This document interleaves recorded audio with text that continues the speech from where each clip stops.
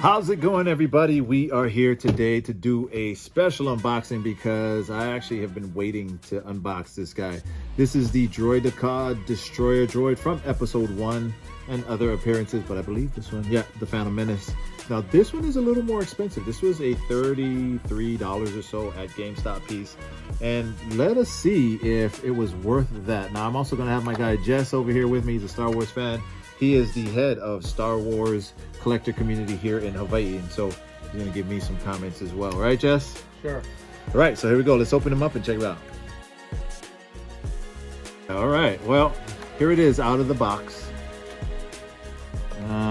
You know, we were talking about it. We were talking about how Hasbro just does not do metallics, and you know, so far it looks, as far as paint apps go, it's not metallic.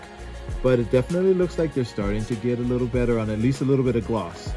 And we were also talking about the Elite series, and I gotta admit, I think this is one of the ones that I'd like as an Elite. That would be good. Yeah, I mean, it's just like the old Transformers from the 80s. The ones with the metal were just so much cooler than the plastic. I agree. Those Gen 1s are the ones.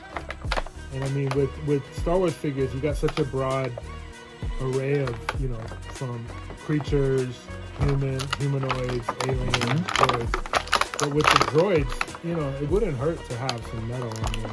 That's always my complaint with Hasbro. I feel like they shy away from the actual, would it pain you to do anything other than plastics?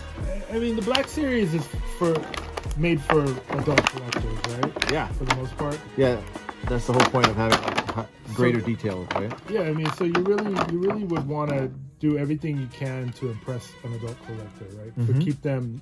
And the Black Series, it also seems to strive on loyalty. All right, just take a look. What do you think?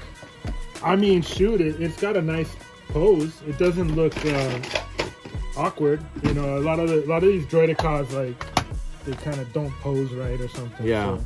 And I had wished that it came with like a bubble, you know, just like a plastic bubble around it, or something like that, because, you know, whenever we see them, for the most part, they always have that protective shield. What do you think about the paint? We were complaining that it's not metallic. It's got a nice gloss yeah, to it. Right? Yeah, it's almost like it has. I mean, there is like almost like a metallized little detail right there on the guns. Just like, wow. And yeah, just out here on these guns. Yeah, so I mean, wow. these hoses back here are really cool. All right, so let me ask you, Jess, scale of 1 to 10, what are we giving this figure? I'm gonna give it a 7.5. 7.5. Is that high? I mean, no, that's actually good. I would say that's modest. Because okay, here's the thing. Hold on. Here's the thing for me. Let's see if we can get the ball look. Okay, I'm sorry, we didn't actually get into that. Let's see if we can get the ball look. Oh, like where it rolls. Yeah. Okay. No, I'm not feeling it. Now I'm feeling like I'm trying to do a transformer now. You know, it's like you gotta figure out which way to do it. I don't see it. Does this one go up like the other ones? No, it looks like it's on a swivel joint that goes only this way and this way. Yeah.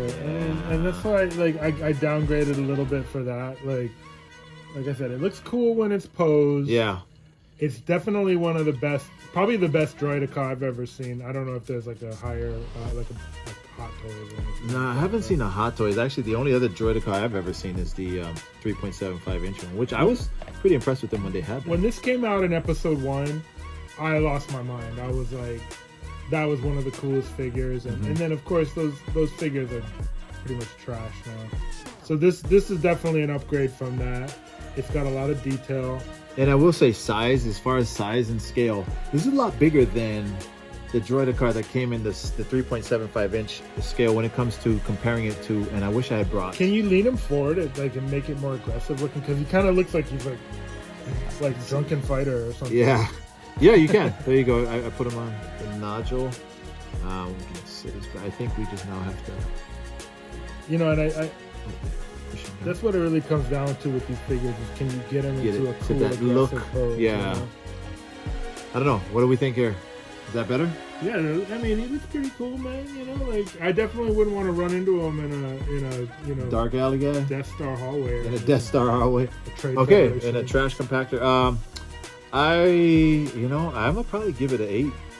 Mainly for me, I'm most impressed with the size I am disappointed in the fact that it can't turn into a ball.